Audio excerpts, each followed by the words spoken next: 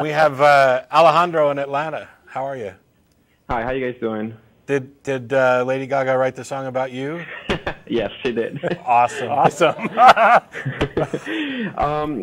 Basically, I'm just calling because I have a couple of things that really helped me abandon this religion that I have for 20-something years. Mm-hmm.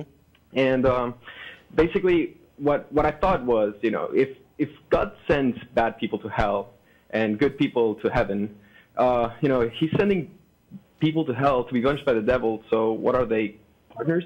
I mean, it seems to me that if the devil was banished into hell by God, then why is he out there helping God?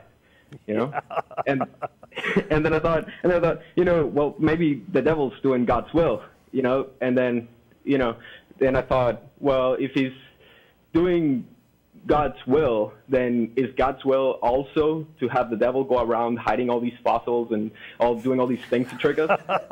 Yeah. Yep. The more you ask, the less sense it makes. And actually, I mean, I know there are Christians sitting out there who are, what you just said is like fingernails on a chalkboard, because there's so many different views doctrinally about God and devils and heaven and hell, that you're right from your initial statement of God sends good people to heaven and bad people to hell. Not everybody that doesn't match. That doesn't even match the majority of Christian doctrine. But the thing is, you hit on a point that you can focus on that sets all the rest of that aside, because by and large, Christians are convinced that everything happens according to God's plan, including the things that people would attribute to the devil or Satan or whatever else. And then you can go right back to the Bible, where you can talk about the fact that God and the devil had a little kind of friendly wager about how best to whether or not Job would stand up to these poking and prodding, and that Lucifer is the accuser of mankind. And there's this grand mythology that not all sects actually agree on about the fall, and where, so there are some that would profess that Earth is Satan's realm and he's in control here, which doesn't avoid the problem of, okay, if there's a God and it's good and loving and benevolent, why on earth would he put us in this place that's supposedly under Satan's control? There's a million different ways to go about this.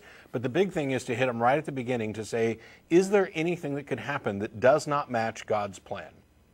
And as long as they acknowledge that there's nothing that could happen that is in defiance of God's plan, then number one, you're no longer responsible for the fact that you don't believe or buy this nonsense. And number two, God is ultimately responsible for everything if it's his plan.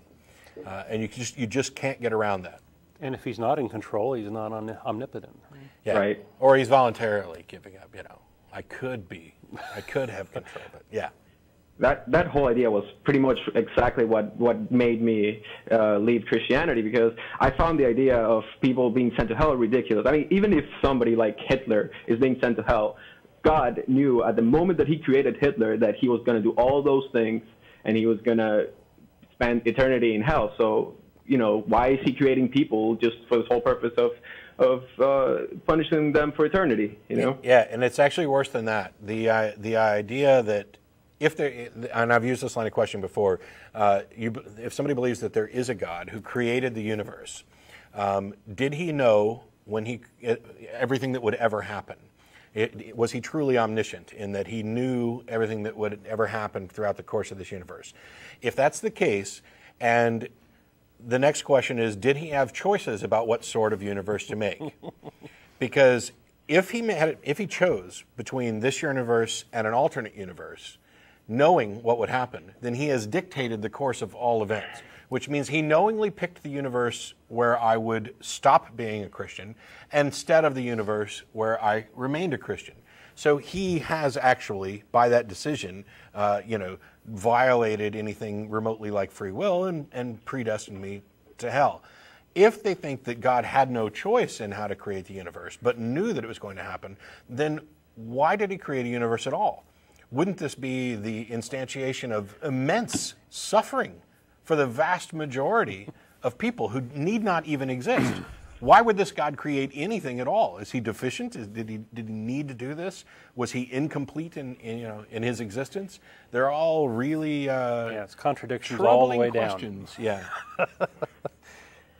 my family has been going crazy after I came out as an atheist. Like, all of my family has just been, you know, calling me nonstop, talking to me about Jesus. And every time I have a conversation with them, I try to explain them logically why I reject all these things. Because after I had all these thoughts, I began to actually look into other reasons, and I started watching your show and all these things. And my family, every time I bring up the Old Testament or anything like that, they just feel cornered, and they always try to change the subject, and they're trying to talk to me about Jesus, and it's so frustrating. Yeah, it's like they want to forget. That's why they don't like us atheists very much. Well, but that's the Old Testament. Jesus came and made everything better. But wait, isn't Jesus God? So was God have some kind of illness where he was this weird, evil tyrant in the past, and then he came along and decided to love everybody and doom them to hell forever in the process? It's nuts. Candy coating, yeah. Yeah, that's right. Like my mom says, she's like, yeah, Jesus came, died for our sins, and opened the gates of heaven. And I was like, yeah, he opened the gates of hell too. Put an open for business sign on both of them. You can't have one without the other. Yeah. All right. Thank you, guys. Thanks a lot for calling. Thank you. Yep. Good luck.